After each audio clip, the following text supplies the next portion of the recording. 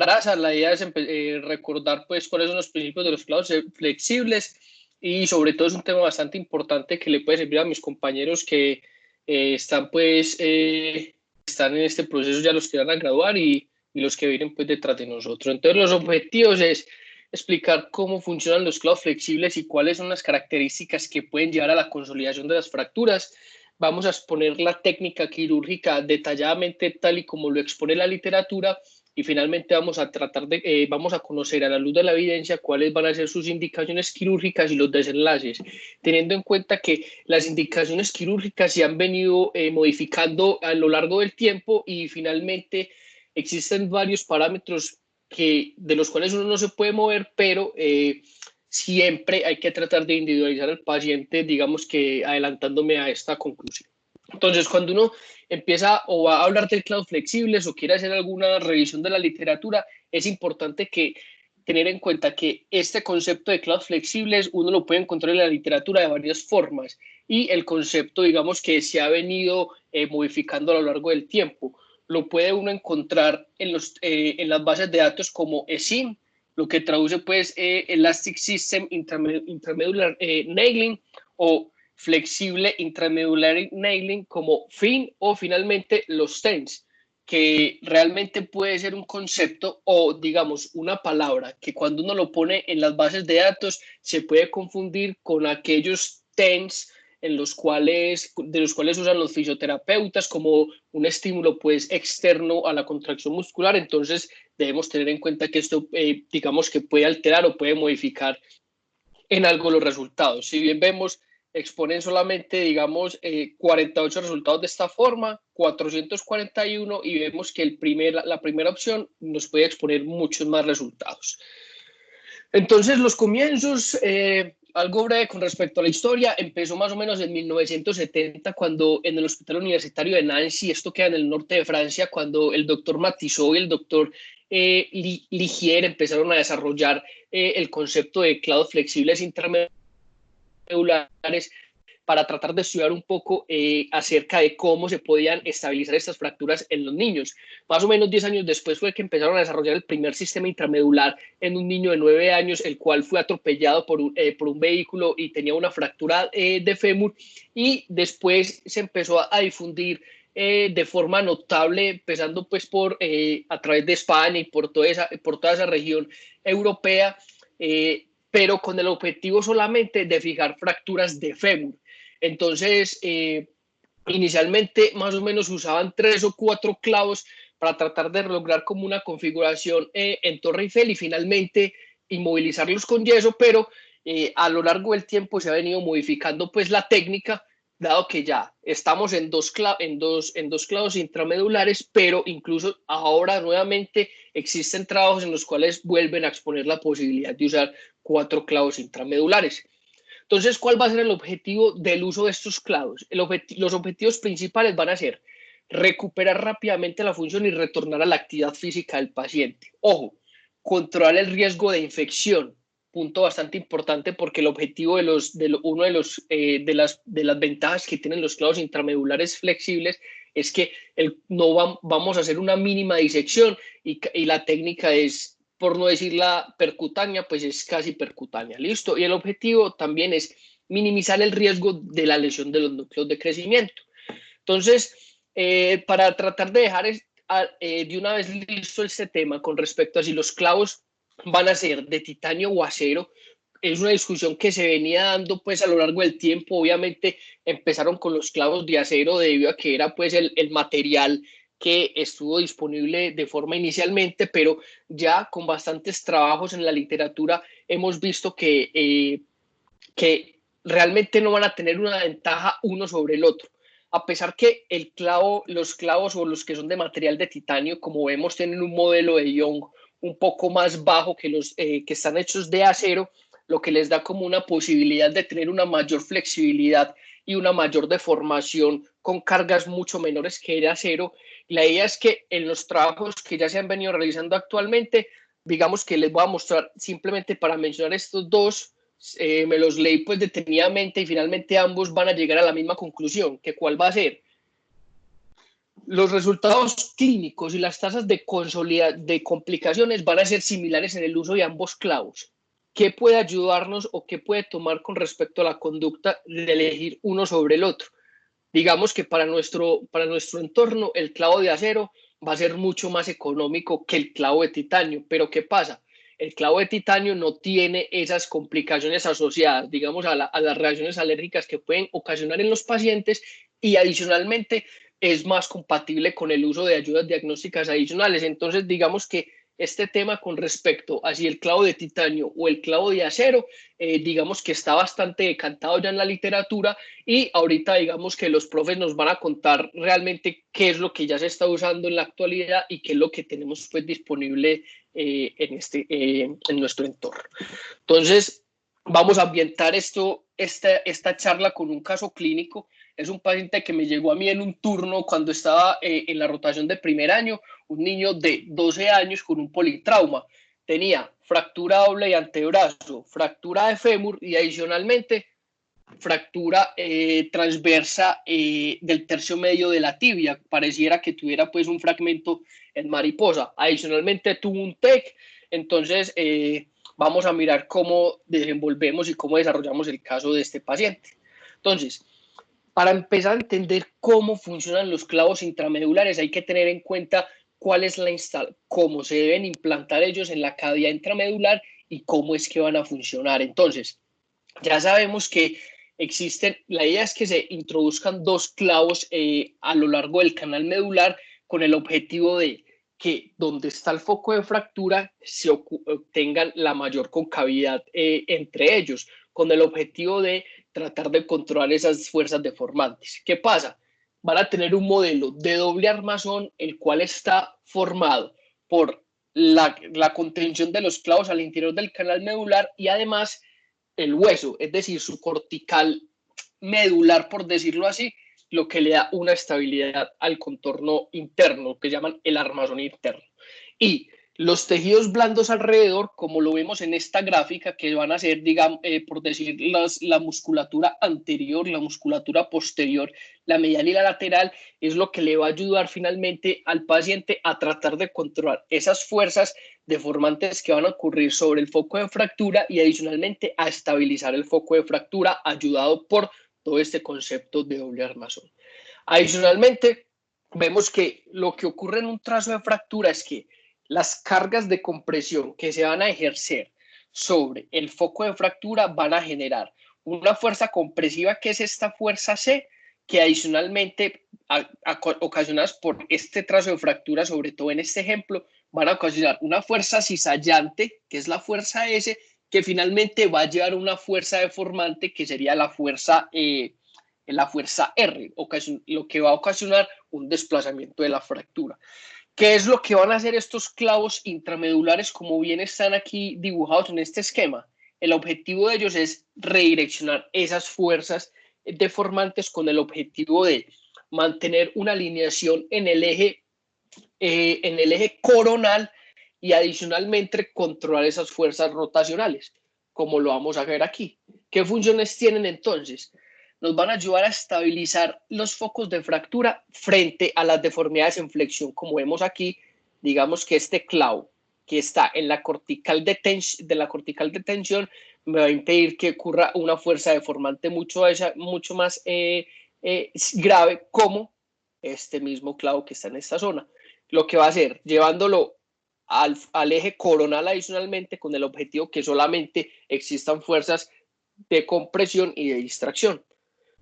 ¿En qué otro plano me va a ayudar a estabilizar? Como bien vemos, también son estables frente a la traslación. Traslación medial y lateral, los clavos que están intramedulares me van a impedir que el foco de fractura se desplace más de lo permitido. Igualmente tienen la ventaja de la estabilidad axial, controlando esas fuerzas cizallantes y esas fuerzas deformantes sobre el foco de fractura. Y finalmente tienen un grado de estabilidad rotatoria debido a que sus regiones más proximales y más distales se van a anclar sobre la cortical o sobre el canal medular, impidiendo que exista una deformidad rotacional adicional, con el objetivo de mantener el hueso alineado en el eje coronal y adicionalmente solamente permita fuerzas de compresión y de distracción, lo que finalmente va a favorecer que ocurra pues el proceso de consolidación. Ya está claro pues que el proceso de consolidación por el cual vamos a tener en los clavos flexibles va a ser un principio de estabilidad relativa. Entonces, ¿cómo se logra eso? La idea es que los clavos flexibles se deben doblar antes de ingresar, ¿cierto? ¿Qué pasa? Cuando ingresamos el primer clavo, lo que vemos es que va a ocasionar una deformidad mucho mayor en el foco de fractura, lo que nos va, digamos que, a estresar en un momento, pero cuando ya introducimos el otro clavo, el objetivo es que este clavo contrarreste las fuerzas deformantes y se cumpla el principio que ya les expliqué previamente. Esta es la forma en la cual funcionan los clavos intramedulares, pero entonces decirlo de esa forma es por decir, digamos que es muy fácil, listo, metemos dos clavos que estén premoldeados y eso, pero el secreto de todo viene aquí. ¿Cómo vamos a hacer para lograr anterior? Para lograr lo anterior, entonces primero hay que empezar a tener una buena elección del implante. ¿Cómo vamos a elegir el implante? Inicialmente vamos a tomar el diámetro y el diámetro del clavo intramedular tiene que ser para los miembros inferiores descrito en los textos aproximadamente el diámetro del canal por 0.4 o más o menos el 40% del diámetro del canal. Y en los miembros superiores, para el húmero, el diámetro será aproximadamente el 30% del canal medular y en el radio y en la ulna, como ellos son, digamos que funcionan como un segmento solo. La idea es que cada uno tenga un clavo intramedular por cada segmento óseo. Entonces, cada uno de los clavos tendrá aproximadamente el 60% del diámetro de la estructura ósea en la cual vamos a introducir el clavo. Y finalmente la longitud será la distancia entre ambas fisis. Ojo, que esto se debe medir en el hueso contralateral para evitar pues digamos que el riesgo de tener un clavo más corto y por alguna razón solamente llevaron ese implante, no quedarnos embalados pues en el procedimiento quirúrgico. Esto no se les puede olvidar.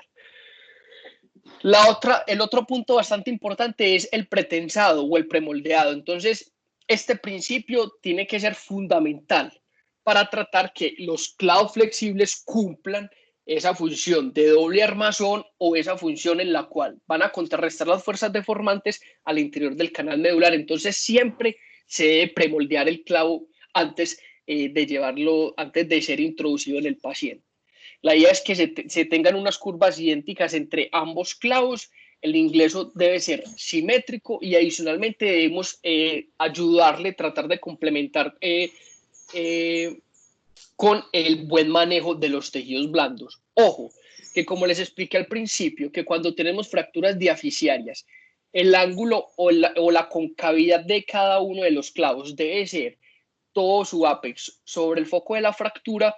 Cuando tenemos fracturas metafisiarias, esto cambia, porque en fracturas metafisiarias la idea es que la punta de los clavos, en vez de converger, por decirlo así, como pasa en fracturas diaficiarias, deben ser divergentes hacia la región medial o proximal, según donde tengamos el foco de fractura.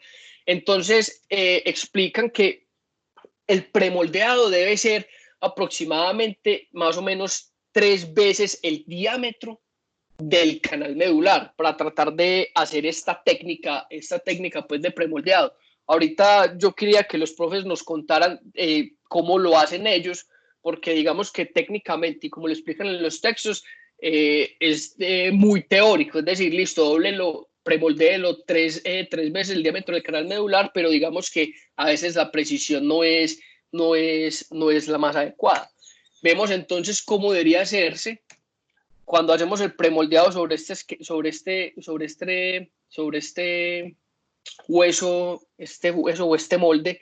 Vemos que cuando se pretensa, la idea es que este diámetro, cuando llegue al punto de la deformidad, sea 3 veces esta zona, con el objetivo de lograr un pretensado que sea, digamos, que el adecuado o el perfecto, para tratar que empiecen a cumplir los principios que ya explicamos. Otro punto adicional y otro punto importante para tratar de implantar adecuadamente estos clavos flexibles va a ser tener en cuenta cuáles son las zonas seguras en cada uno de los segmentos corporales, empezando por el antebrazo, que es aproximadamente 1 a 2 centímetros alejados de la fisis de cada uno de los segmentos óseos. En el fémur se da un poco más de espacio y puede ser hasta aproximadamente 4 centímetros alejado de la fisis, y ojo que siempre se debe hacer la perforación con esta herramienta de forma perpendicular al hueso. En un ángulo de 90 grados se hace el orificio inicial, iniciando digamos que la cortical medial o la lateral, para posteriormente darle una inclinación aproximadamente entre 45 y 55 grados para tratar que el punto de ingreso o que el clavo que va a ingresar y su deslizamiento sea un poco más fácil. Ojo, es bastante importante que ya la punta del clavo debe tener aproximadamente una angulación entre 30 o 40 grados para que pueda tener un ingreso, un deslizamiento fácil y no vaya a chocar contra la cortical contralateral, como lo vamos a ver en esta imagen.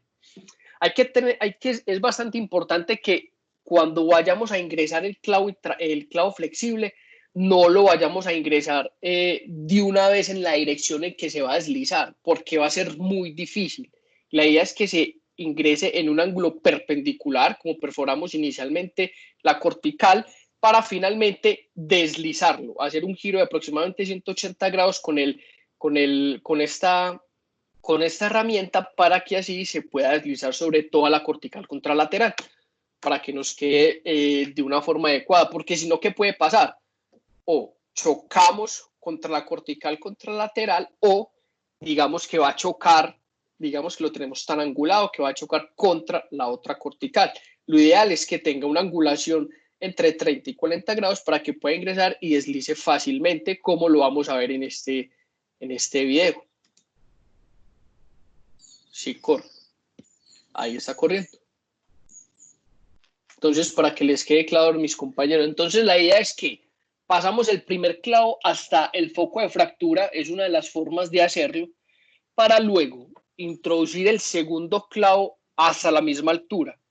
Mantener siempre la reducción de la fractura de forma cerrada, si fue posible, y avanzarlos ya de forma simétrica hacia la región proximal o hacia la región distal, como se explica en el video.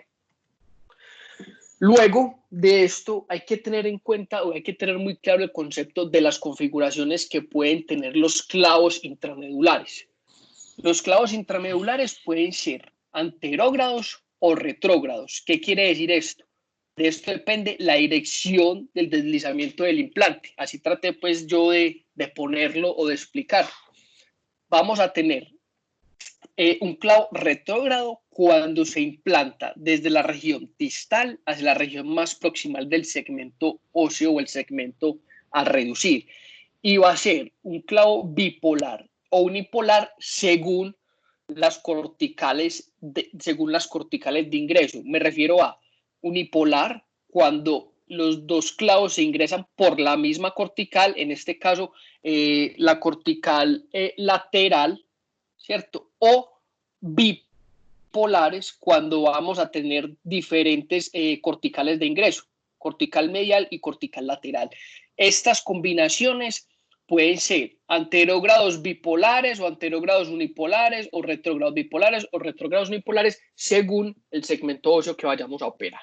Entonces, con respecto a las recomendaciones que nos da la literatura, vamos a tener que para el húmero, en fracturas proximales o en fracturas de diáfisis, podemos tener configuraciones retrógrados, monopolares o bipolares. Y anterógrados solamente monopolares, porque si bien pensamos la configuración anterógrada, tener un ingreso por la cortical medial del húmero va a ser un poco, digamos que muy difícil, muy complicado, además del riesgo que esto puede llevar. Y cuando tenemos fracturas distales, se pueden tener configuraciones retrógradas, monopolares o bipolares, o anterógrados monopolares, como lo vimos pues ahí en la gráfica anterior. Vemos que hay que tener cuidado y hay que tener aproximadamente 1.5 de distancia cuando vamos a tener configuraciones unipolares, para tratar de no comunicar los orificios y esto nos pueda llevar a un fenómeno o a una alteración en la distribución de los clavos al interior del canal medular. Y finalmente, en la región distal del húmero, hay que tener en cuenta que hay estar separados de la fisis aproximadamente 1 a 2 centímetros y 1 a 2 centímetros un clavo del otro, con el fin de controlar el riesgo de la lesión neurovascular y adicionalmente poder obtener la configuración adecuada. Cuando vamos a hablar del antebrazo, vemos que para el radio siempre la configuración que nos recomiendan será un clavo retrógrado debido al riesgo que existe de lesionar las ramas proximales del radial profundas cuando vamos a tener un ingreso anterógrado. Entonces la idea es que por el radio siempre retrógrado. La recomendación es que sea medial al tubérculo de Lister, que eso da aproximadamente en el segundo y tercer compartimento extensor. En la ulna podemos tener la posibilidad de tener ambas configuraciones, ya sea ingresándolo un poco proximal a la estiroides o sobre todo a la superficie lateral del olecranon. La idea es que, como vemos aquí, sea el ingreso aproximadamente a 2 centímetros de la región distal, en su región más dorsal en el radio, en la imagen superior, y así distribuirlas hacia la región proximal, y en la ulna, sobre todo a la superficie lateral del olecranon, se hace una incisión y se puede llevar hacia allá la región más distal. El objetivo y uno de los tips que siempre nos dan en los textos es que cuando se haga el giro o cuando ya se llegue hacia la región más distal, la idea es que hagamos una rotación del clavo hacia la membrana interósea. Listo. Y esta sería más o menos una configuración o más o menos cómo quedaría un enclavijamiento del antebrazo. La idea es que dan unas recomendaciones que según el trazo de fractura empiece primero por la ulna para tratar de darle la longitud a la extremidad y posteriormente vaya a fijar el antebrazo, pero creo que eso va a depender de la preferencia pues de cada cirujano. Con respecto al fémur, tenemos las opciones de, si tenemos fracturas diaficiarias o fracturas proximales, tener las distribuciones, configuraciones retrógradas, mono o bipolares, ¿cierto? 4 centímetros proximal a la fisis, y cuando ya tenemos fracturas distales, se pueden tener configuraciones retrógradas bipolares o anterógradas monopolares por la cortical lateral, como bien vemos acá, más o menos 3 centímetros distales a la fisis, con el objetivo de llevar los clavos flexibles hacia la región distal. Y ojo, lo que les había contado al principio, en este caso tienen que ser divergentes sobre el foco de fractura porque tenemos una fractura metafisiaria. Cuando ya llegamos pues a la tibia, hablando de los huesos largos, fracturas diaficiarias o distales, podemos tener configuraciones anterógradas bipolares con el objetivo de tratar de controlar pues el ante o el recurvatum, y cuando tenemos fracturas proximales podemos tener configuraciones retrógradas bipolares, aunque también podrían ser fijadas a través de configuraciones anterógradas. La idea es que se pongan aproximadamente, cuando van a ser retrógradas, 4 a 5 centímetros de la tibiotalar y en la superficie anterolateral y supramaleolar medial, para que no tengamos riesgo de lesiones en esta zona. Vemos cómo será una configuración en este caso, para que nos quede más claro, una configuración anterógrada bipolar en su imagen que está viendo a la izquierda. Vemos como una fractura diaficiaria tendrá la concavidad y sobre todo el ápex de los clavos flexibles, y vemos como una configuración de una fractura distal tenemos una configuración anterógrada bipolar también, pero vemos que aquí al final tendrá pues una región divergente y no estará como que en todo el ápex del pretensado de los clavos. Entonces, ¿qué vamos a tener en cuenta? Las indicaciones. Nos dice la literatura que las indicaciones están entre los niños entre los 5 y los 14 años, sobre todo en fracturas que sean diaficiarias, con niños que todavía tengan fisis abiertas e idealmente en menores de 15, de 50 kilos y teniendo pues trazos simples. Pero lo que les conté en un principio, esas indicaciones en algunos casos se pueden modificar, hay que individualizar al paciente. En un comienzo solamente se pensaban que podían ser fracturas diaficiarias, pero vean que ya existe la posibilidad de fijar fracturas metafisiarias proximales o distales con los clavos flexibles. Entonces, hay que tratar de individualizar al paciente y mirar cuál es el contexto del mismo. Exponen que en la tibia la región óptima, la región ideal para usar el uso de los clavos flexibles sería en toda esta zona diafisiaria con un mejor desenlace en la región más distal que en la región proximal. Y otro concepto a tener en cuenta, otros tipsitos, es si vamos a usar el uso de tapones o, como lo mencionan pues en los textos, el uso de ENCAPs. ¿Qué pasa? Los ENCAPs son unas herramientas que los cuales se van a implantar en la región de ingreso, en la zona del clavo que queda remanente sobre el hueso, para tratar de evitar que este clavo migre hacia el interior del canal medular y así evitar complicaciones pues a futuro, porque la idea es que estos clavos flexibles se vayan a retirar luego de un tiempo o cuando el paciente ya haya logrado la consolidación o si empiezan a tener complicaciones adicionales. Entonces, en este estudio, este es un modelo en el cual usaron pues fémur pediátrico y lo compararon con fémures cadavéricos, ¿cierto? El objetivo era tratar de mirar cuál era el momento de falla cuando se usaban ENCAPs o cuando no se usaban ENCAPs y si existía relación con respecto al ángulo de ingreso, lo que les expliqué a un principio, entre 45 y 55 grados. Lo que dicen es que lo que los llevó a hacer este estudio fue que existen varios trabajos que tienen resultados contradictorios con respecto al punto de ingreso y a la angulación, entonces vamos a mirar qué resultado les aportó ellos. Vemos que ellos tenían un punto de ingreso de 45, 55 y 65 grados. Esto es el ENCAP y cómo se va a ver implantado en el hueso. Lo que pasa es que este capuchoncito se implanta o se enrosca sobre la cortical con el objetivo de evitar que el clavo flexible migre o se desplace y los lleve a una pérdida de reducción o nos lleve a empezar a tener complicaciones, sobre todo en el sitio de inserción.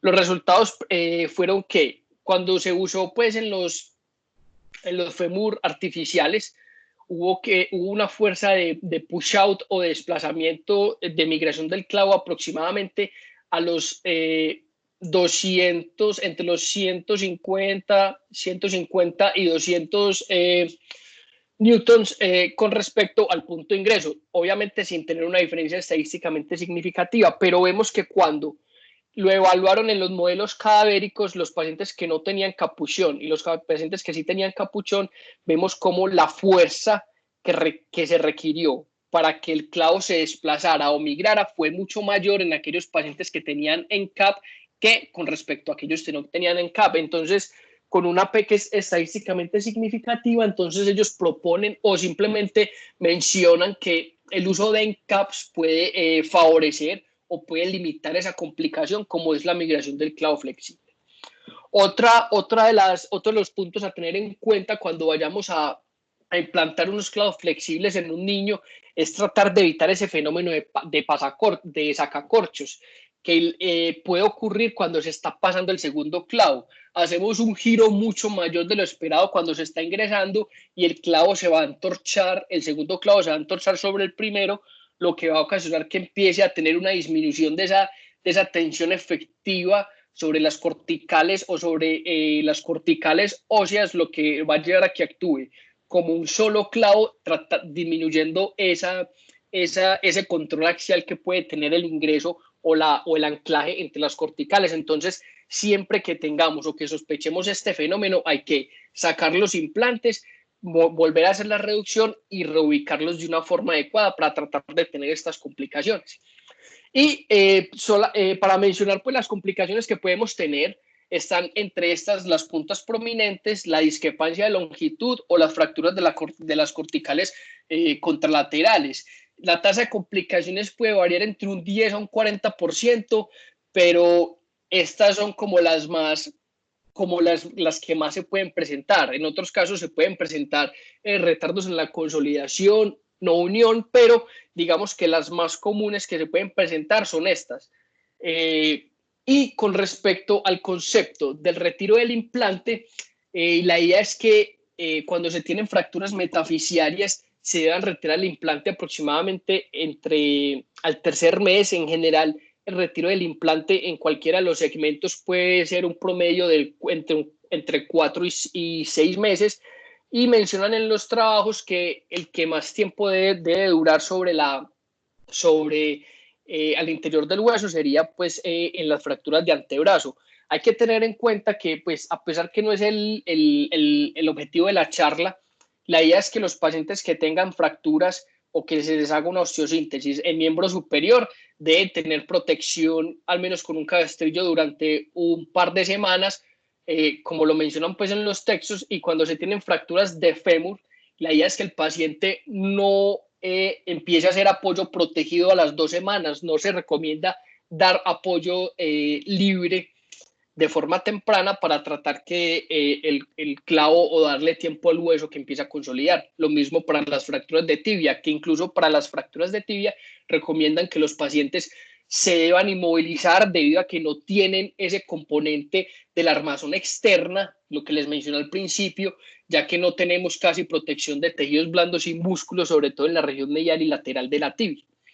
¿Y qué nos muestra entonces la evidencia? Me encontré este trabajo de uno de los profes de infantil por los cuales han rotado mis compañeros, que se realizó pues en el San Vicente. Es una serie de casos en el cual evaluaron 70 pacientes con clavos retrógrados flexibles para las fracturas diafisarias de fémur, y iban a evaluar cuál fue la duración de la cirugía, cómo evolucionó el paciente y los días de hospitalización.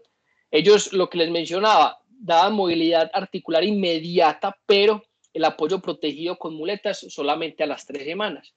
Los resultados que ellos obtuvieron fue que el tiempo quirúrgico era mucho más, digamos, mucho más rápido con respecto a otras intervenciones, aproximadamente 50 minutos. Solamente hubo un paciente en el cual la cirugía duró más de 1 hora, pero fue porque la reducción cerrada pues no fue efectiva y tocó abrir al paciente. La reducción abierta se requirió en 17 pacientes, pero no tuvieron osteomielitis ni retardos en la consolidación. Y vemos que la estancia hospitalaria, cuando se hizo un análisis individual, solamente aquellos pacientes con fracturas de fémur, duró aproximadamente 5.6 días. Obviamente, en algunos pacientes fue más prolongada porque varios están en el contexto pues, de politrauma y traumas cráneoencefálicos. Esto con el fin de justificar o de exponer que el manejo conservador de este tipo de fracturas es algo que, digamos, que no se puede considerar en este momento en cierto tipo de pacientes, ¿cierto? Hay que tener en cuenta pues con esta indicación, ya que eso implica tracción esquelética durante aproximadamente 2 semanas y luego llevarlos a un yeso pelvipédico, lo que hace un poco más difícil para los cuidadores, el ausentismo escolar y todo lo que esto pues conlleva. Y con respecto a las complicaciones, lo que les había mencionado, la verdad es que las complicaciones más comunes es que los clavos sean prominentes. Lo presentaron en 4 pacientes y les tocó llevarlos a cirugía nuevamente. Tuvieron alteraciones, digamos que en la alineación y en la consolidación, con un valgo de 10 grados, no más en 2 pacientes, y un antecurvatum de 20 grados en un paciente. Y tuvieron una discrepancia de longitud en 2 pacientes de 1 centímetro y en un paciente de 3 centímetros. Pero este último paciente tiene historia pues de una luxación, una luxofractura de la cadera contralateral, lo que posiblemente pues pudo impactar en esto. Entonces ellos concluyen o logran sacar a relucir que el manejo con clavos flexibles es un tratamiento viable, y parece que con respecto al manejo quirúrgico de las fracturas es el estándar de oro en este momento.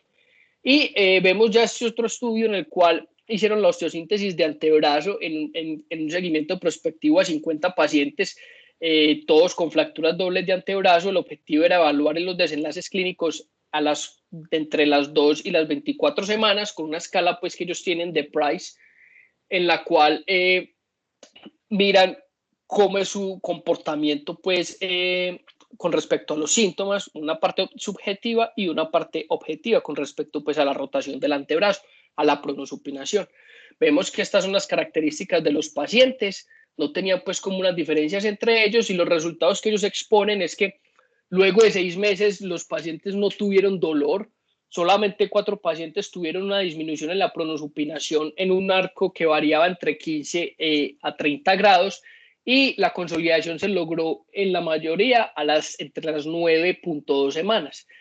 46 pacientes de los 50 tuvieron desenlaces excelentes según esa escala subjetiva, solamente 4 pacientes tuvieron desenlaces buenos. Aquí está uno de los pacientes que tuvo uno de los desenlaces pues, satisfactorios clínicamente y con respecto a los desenlaces radiológicos. Entonces, ya como para finalizar, el objetivo es que los clavos flexibles pueden ser el estándar de oro en el manejo quirúrgico de esas fracturas de niños con buenos resultados y bajas tasas de consolidaciones. Siempre pienso yo que hay que tener claras las indicaciones al momento de enfrentarnos a un niño con una fractura que requiera procedimiento quirúrgico, pero también hay que siempre individualizar a cada paciente, evaluándolo completamente, cuánto pesa, cómo es su actividad física, si tiene alguna enfermedad de base. Y ojo, que hay que tener todos los pasos al momento de realizar el procedimiento quirúrgico, ya que de esto depende el éxito de la consolidación y de la recuperación del paciente. Entonces, finalmente, este paciente se llevó pues a una osteosíntesis con clavos flexibles en el antebrazo, con clavos flexibles en el fémur y con clavos flexibles en la tibia. Y